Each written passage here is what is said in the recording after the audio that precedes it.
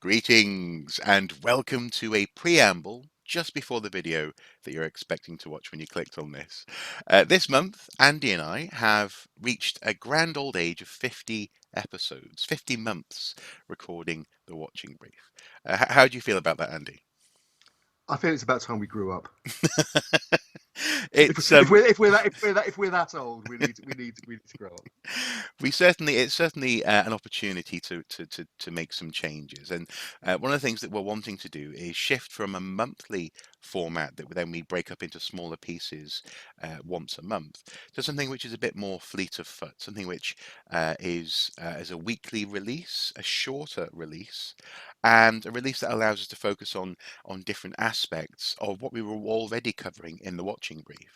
I mean, Andy, you had some thoughts on the different segments we might do. Well, the thing that I've got most interest in, obviously, is the news aspect, and I think going to a weekly rather than a monthly format means that we can be more news driven, Mm. and actually probably respond to more news stories than we would do in a normal monthly watching brief. We could cover more stories, probably in a shorter format, but it means we can pack more in, basically.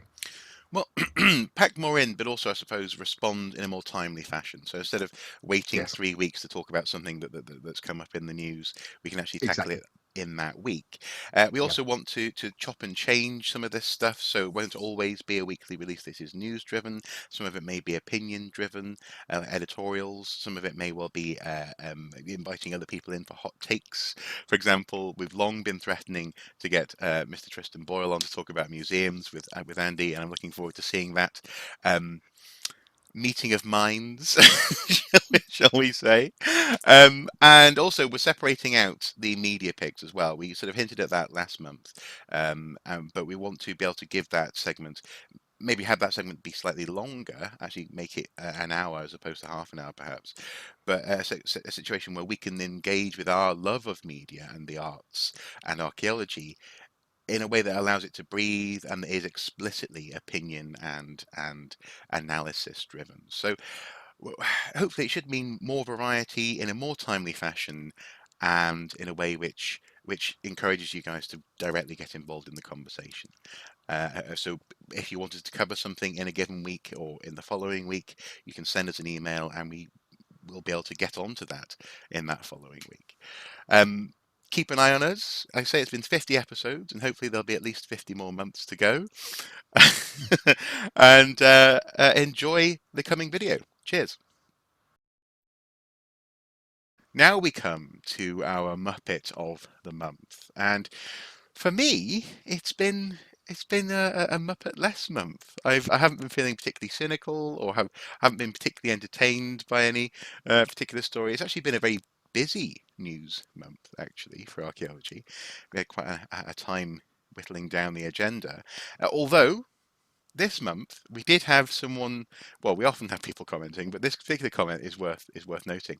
A lovely, It slightly wasn't somebody. It wasn't somebody saying, "Don't be so horrible to the Hobby Lobby and the Museum of the Bible," was it? leave the Hobby Lobby alone. Yeah, exactly. Yeah, they've done it. They can't take any more. No. It was someone commenting on one of the Muppet videos. The specific one escapes me, but the content of the comment was interesting. She said, does this make you guys feel like big men?" Calling people Muppets of the month, this kind of thing. And then she was like, you have a good day, you big man. This kind and I didn't, but I wanted to respond. Look, listen, darling. Like, trust me, that's the least offensive word we could use in this instance. It must have been someone who was really being a bit of a douche, as it were, in terms of that particular Muppet of the month. But I was like, Muppet of the month? God, Since when has that been yeah. a swear word? I Or was something going to say, if they harsh? got wound up by that, imagine if they saw the names we rejected. Well, exactly. Yes. Of course, now that we're going to a weekly format, we could go for all sorts. There's I don't know, wanker of the week. Okay, careful. We're gonna have to put an age stamp on the Oh, code that's now. true. Sorry, yeah. Well, no, actually, apparently, there was it. The Simpsons, I think, made use of that word without knowing what it meant. in the US. I think Really? it made it onto Fox Network. Uh, and then someone in the US went, "You do know what that means, don't you?" And they're like, so yeah. Anyway, long story short, Yeah. but to puff ourselves up, our egos need a bit of a boost, Andy. Who is your Muppet of the month, and why is the word rumpus on my agenda here? Rumpus. Well, we do cause a bit of a rumpus from time to time. No, what this is, and like you, I hadn't got an obvious Muppet this month. Okay. There's been a lot of serious stuff going down, and it's far too easy to go for the sort of permanent Muppets like Oliver Dowden, our esteemed Secretary of State for Culture, and various people in the war on woke and so on. But that'll be a bit boring. And Lawrence Fox has been done to death and so on. So it's just without question, he's one of the greatest Muppets in the history of the planet. But And so now we're getting really off topic, but he's ruined. Uh, not Morse. The follow up. He's Lewis. He's ruined Lewis for me because his character's so amazing. But anyway, sorry. Go on. Go yeah. on. Who did It's you what like? happens when you choose a life of celebrity over a genuine career, which you were actually quite good at once. But anyway, here we go. Right.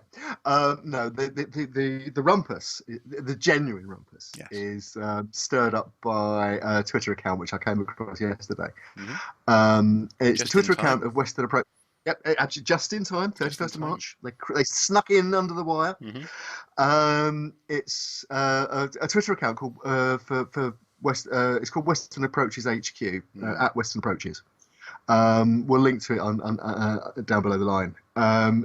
Which is a great museum on Merseyside. It's actually the headquarters of the Western Approaches Command during World War II, which was basically the people who organised convoys to and from the United States that kept Britain supplied during World War II and fought the U-boat war. It's a very important historical monument from in conflict archaeology museum world.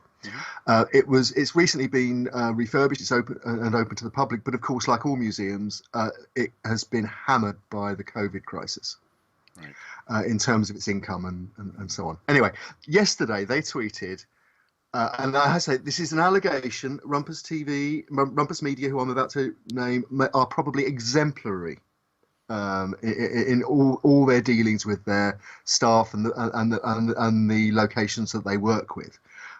Except that Western Approaches HQ alleges there is something lacking, and this is what they allege in their tweet. They say, yet another big London TV firm, at Rumpus Media, wanting exclusive access and staff costs covered in exchange for, quote, exposure. And 50 quid. But then, to be fair, they had big shout out to other online channels, Drakenfeel and History Hit, who over the last year have given us plenty of exposure alongside a fair hire fee. And then they add in a follow-up tweet, honestly, guys, we charge next to now, but this is a piss take after we lost 90% of our income over the year. The point is, basically, the Muppets here is, whatever the rights or wrongs of this, and obviously we haven't got Rumpus Media's side of the story, it's the people who expect you to supply your venue, in this case, for a commercial TV shoot, or for you to provide your professional services for the exposure. And for we talked about academic publishing earlier on. That's the same. I'm going to charge somebody online 30 quid to access your 8-page article, which you've given us because the exposure, you need the metrics. Or I'm going to charge you to share your paper. As you quite rightly pointed out. Absolutely. And in fact, just to give you an idea of how, this isn't just in TV world. Quite coincidentally, yesterday as well, a similar discussion popped up in archaeology Twitter.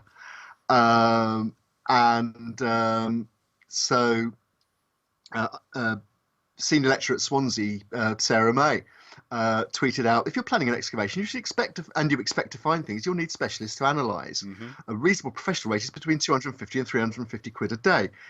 if you can't fund your analysis, stop digging things up. Yeah. Yeah.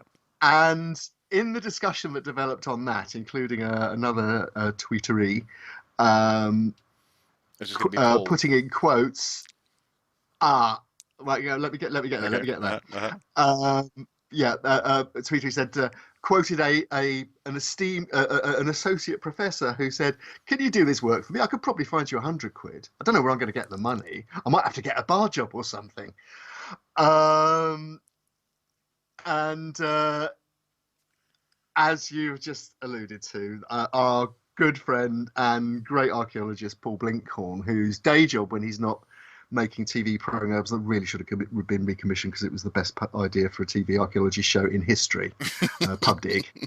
And not on history, Not on notably. history. Not on history, yeah. Yeah. Well, no, it actually dealt with fact. Hmm. And there weren't any aliens in it. Paul's day job, for people that don't know, is as a pottery analyst. He's probably the country's leading analyst of Anglo-Saxon pottery. Yes. Very, very good at it. And he quoted the example of a quote, a now deceased but at the time very high profile archaeological consultant who turned up with 12 crates of pot and asked me to do them for 250 quid. I said no, and I let him put them back in the van on his own too. And yeah, and quite rightly. And the thing is, it's difficult, isn't it? In so much as um, sometimes, I mean, I remember. I no longer make this mistake, but I remember when I was sort of first as a teenager, every now and then I'd maybe do a painting or something, and I'd want to sell it in a local cafe, and I'd price it, and basically I'd price it for more or less cost. I wouldn't really factor in the fact that it's a thing that the other person can't do themselves. Um, Never, and that's just teenage me daubings. Never mind actual trained work and the results of years of experience. And but media companies often seem to want to take the piss to an extraordinary extent. And yeah, this exposure plus 50 almost feels worse than just saying just exposure, doesn't it? Just like Yeah, exposure and a tip. I'll leave you 50 on the yeah. nightstand kind of thing. Like, Oh, I know. Yeah, it's like the old Blackadder joke about do you pay before or afterwards? yeah, no, yes, It's sort exactly. of, It's like, ugh, yeah, yeah, it's a bit, yeah. yeah, bit But no, seedy. and also, I mean, to put this in perspective, I did a little bit of sleuthing around afterwards because obviously there is a serious point underlying the Muppetry Hmm. here, and it is people who try and take advantage of their position, who think, like you say, they think that they're doing you a favour by Yeah, asking you for your expertise that they haven't got themselves. yeah. And we're just looking at, for example, somebody, and again, I've got no verification for this apart from it was quoted by a professional archaeologist in a position to know on Twitter, who claimed, for example, that Historic England, when they did charge out services, charge out an individual member of staff at £100 an hour. Oh, okay, okay. Um, So and sorry, £100 an hour. Wow. Okay. Well, I'm gonna have that's to yeah. make a note of that. No, exactly. Um, it seems that a ballpark for a consultant with a specialism is around about 350 quid a day Mm, in archaeology. mm, Um, however, compare it with this. This is reported in The Guardian via Sky News. During the COVID crisis, Boston Consulting Group, which is one of the biggest consulting companies in the world, charged out their staff to the UK government for COVID-related work that hmm. they were hired to do. A rank and file consultant was on was charged out at £2,400 a day, and senior consultants charged out at £7,360 a day. To which generously they might apply a 10 or 15% discount under certain Oh, circumstances. very generous. Yeah. Yes. Yeah. Yeah. So that's Well, quite that's how it practically drifts. philanthropic, isn't it? I mean, Yeah, in a time in a time of international crisis, wow. exactly. Yeah. No, I see what you mean. Okay, okay. So even at prices that make us go, ooh, that's still, still wouldn't make Yeah. some consultants blush. Yeah. Okay. I, Interesting. I, I learned my lesson back in the days when I was doing theatre. That I was doing we were doing a video shoot for a video not unrelated to the musical Chess, shall I say? And it was it was a 24-hour shoot because it was the into the venue, the shoot, and then the out from the venue, Hmm. and they wanted me and my team to be in for the whole of that. Right. So I negotiated what I thought was a pretty good deal, which even working in the commercial West End that time, we said okay, we do it for a straight 500 quid Hmm. Hmm. each. And I should have known better when the production manager for the video production company didn't bat an eyelid at it Yeah. and didn't even try to argue. Hmm. Hmm. And I have to say, I was very new to the game then. I hadn't quite got my hand in. And during the course of the shoot, I got talking to the director of photography and discovered that he was on 900. Yeah. Yeah. Yeah. So, Hmm. Hmm. there we go. Uh, Yeah. Yeah. it's, And it's funny, isn't it? Because um, not only is there a tendency, I think, possibly to undervalue your own, if you are a certain type of person, to undervalue your own work and expertise, and to presume that other people can do it better than you. Um, but also as well, there's a weird thing, isn't there, where people with money often reinforce the notion that it's crass to talk about money. Oh, we don't talk about money in this house, this kind of thing. Um, and so it kind of filters down into those areas of the society that really should be quite happy to talk about how much their work is worth. So yeah, there's lots of pressures here: societal, professional, people chancing their arm with low bids and exposure.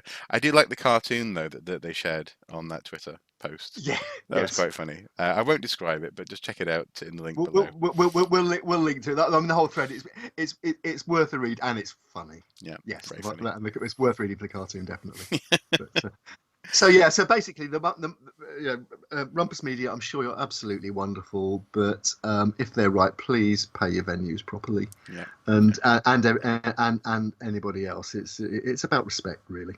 Oh, actually, there's a rumpus on the cartoon. There you go. There is. Yeah, yeah, brilliant. Yeah.